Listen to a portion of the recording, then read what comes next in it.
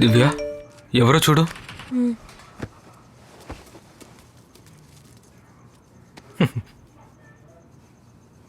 మెసేజే రాలేదు మావయ్య, సౌండ్ మాత్రమే వస్తుంది. మెసేజే రాలేదా?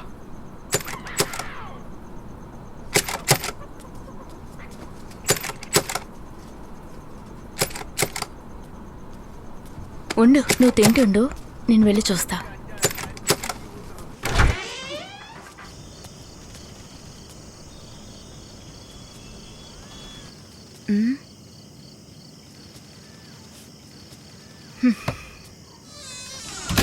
ఏయ్, ఎవరే తలుపు తడుతున్నారు? ఎవరూ లేరమ్మా.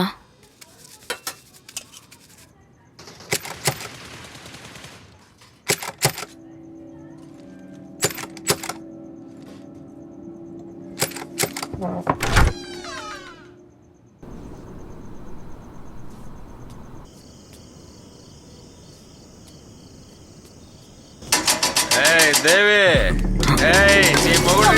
బయటికి ఏమంటున్నావే? వాడికి ఎలా ఇల్లు తెలిసింది? తెలీదమ్మా. అయ్యో, కర్ణెక్కడా? గొడవ ఏంటో చెప్తాను, తీరుస్తావా? దివ్య, నువ్వు బయటకు రావద్దు, లోపలికి పో. బయటికి రమ్మంటారా? మర్యాదగా ఇక్కడి నుంచి వెళ్ళిపో. నా పిల్లని నాతో పంపరా. ఇలా చూడు, అనవసరంగా ఇక్కడ గొడవ చేయకుండా మరి అది ఎక్కడి నుంచి వెళ్ళిపో.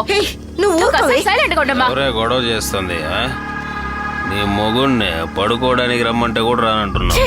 సరే, ఇందులో సంతకం పెట్టమంటే అది పెట్టకుండా ఇక్కడ నీ తమ్ముడితో కాపురం చేస్తూ నువ్వేనే గొడవ చేస్తూ ఉంది.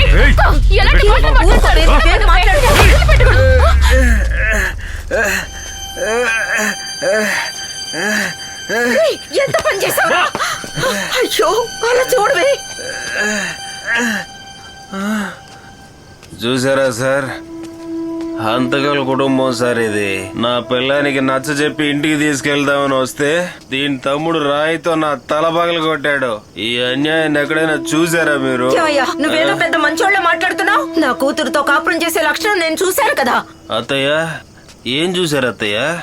అత్తయ్య, అసలు నేను చేసిన తప్పేంటి? ఎవడెవడో పిల్లాన్ని పుట్టింటికి పంపించి అది కావాలి ఇది కావాలని ఏడిపిస్తున్నారు. నేను అలా ఏమైనా చేశాను అత్తయ్య? చెప్పండి అత్తయ్య.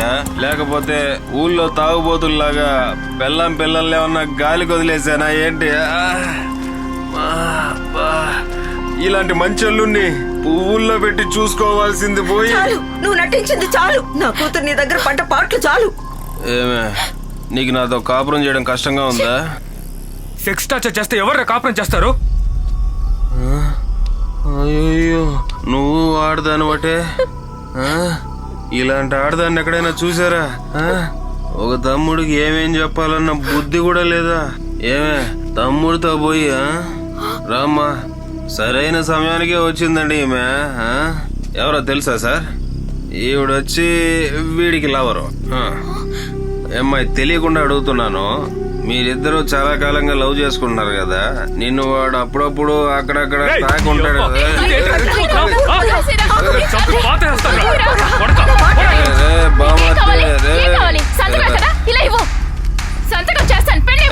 అరవకే, కంగారులో తప్పుగా సంతకం చేయకే. Thank you. Finish, all finish. బామ్మర్ది, నీ అక్కని జాగ్రత్తగా చూసుకోరా. ఎందుకు ఇలా చేస్తున్నావు?